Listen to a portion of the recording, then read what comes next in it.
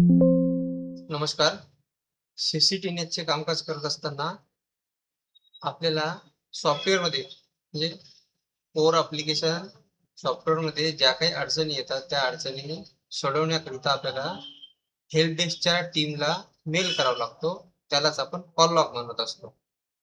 Call log करणे म्हणजे आपल्या गव्हर्नमेंटच्या मेल आयडी वरून हेल्प डेस्कच्या मेल आयडीवर एक मेल पाठवणं म्हणजेच कॉल लॉग आहे. ही जी आहे ती प्रोसेस आपण पाहणार आहोत. त्याच्यासाठी एक फॉर्मॅट दिलेला आहे तुमच्या स्क्रीनवर दिसत आहे.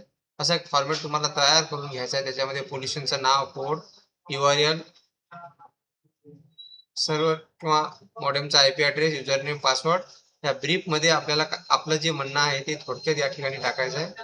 नंतर कॉन्टॅक्ट पर्सनचं नाव आणि कॉन्टॅक्ट नंबर टाकायचा आहे आणि जे अडचणी येत आहे त्याचे 2-3 स्क्रीनशॉट आपल्याला त्याच्यासोबत जोडायचा आहे. म्हणजे मेल करताना ह्या गोष्टी जोडायच्या. आता मेल कसं करायचं आणि त्याच्यासोबत काय काय जोडायचं आहे हे आपण पाहणार आहोत. तर बघा, हेल्प डेस्कचा मेल आयडी तुम्हाला स्क्रीनवर दिसत आहे. हे दिलेल्या मेल आयडीवर तुम्हाला मेल करायचं आहे.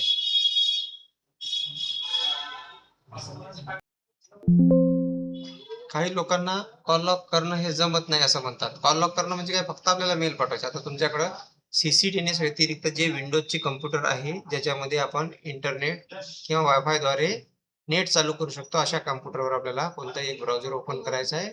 त्यामध्ये nic.mail टाकून एंटर करायचं आहे.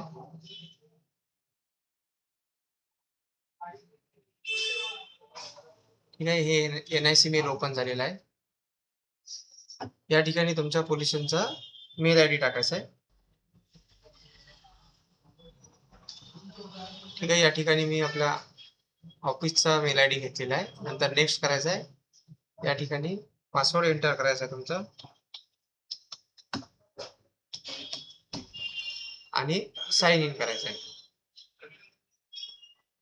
नंतर दिलेला OTP आहे, या ठिकाणी OTP टाकायचा तुम्हाला. ठीक आहे, OTP टाकलेला आहे. व्हेरीफाय करतो.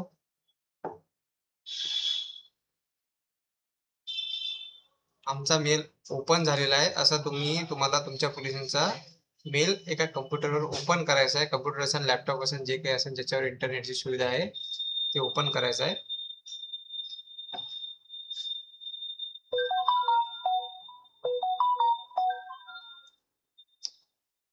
बघा, मेल ओपन झाला आहे.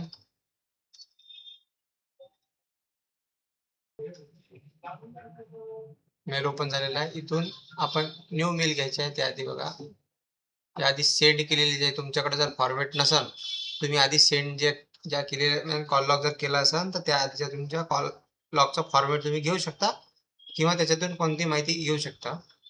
हे मॅटर एक तुम्हाला जे आपण नेहमी त्यांना मेसेज पाठवताना जे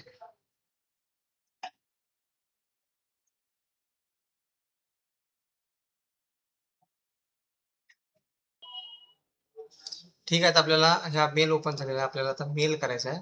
त्या न्यू मेलवर क्लिक करायचा. या ठिकाणी तुम्हाला ज्यांना मेल करायचं म्हणजे आपल्याला हेल्प डेस्कला मेल करायचा आहे, तर इन महासपोर्टला आपल्याला मेल करायचा आहे. तर हे या ठिकाणी मेल आपल्याला दिसून येते, त्याच्यावर क्लिक करायचा आहे. तो मेल आपोआप येऊन जाते. या ठिकाणी तुम्हाला सब्जेक्ट टाकायचा, तुमचा जो इश्यू आहे FIR FIR सबमिट होत नसेल, FIR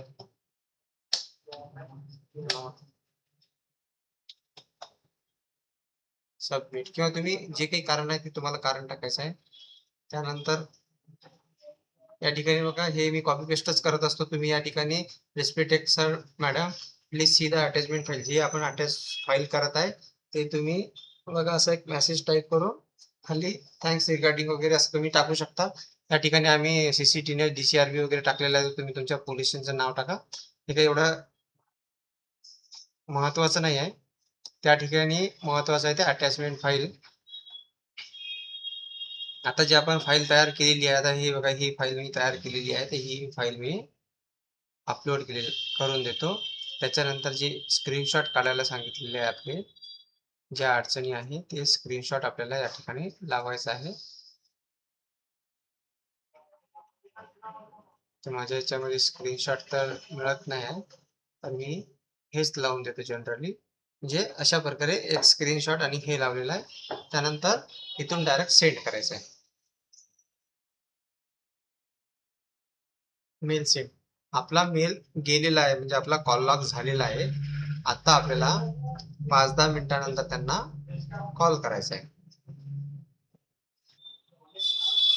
मेल गेल्यानंतर कमीत कमी 10 मिनिटांनी आपल्याला तुमच्या स्क्रीनवर जे दिलेला नंबर आहे, 2 नंबर आहे, त्या 2 पैकी जे नंबर तुमचा रिसीव्ह होईल त्या नंबरवर तुम्हाला कॉल करायचा आहे आणि त्यांना सांगायचं आमच्याकडे असं प्रॉब्लेम आहे, त्या संदर्भात आम्ही मेल केलेला आहे, तर प्लीज आमचं प्रॉब्लेम सॉल्व्ह करून द्या, तर तुमचा प्रॉब्लेम सॉल्व्ह होऊन जाईल.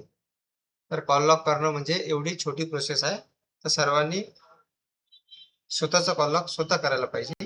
ठीक आहे, थँक्यू.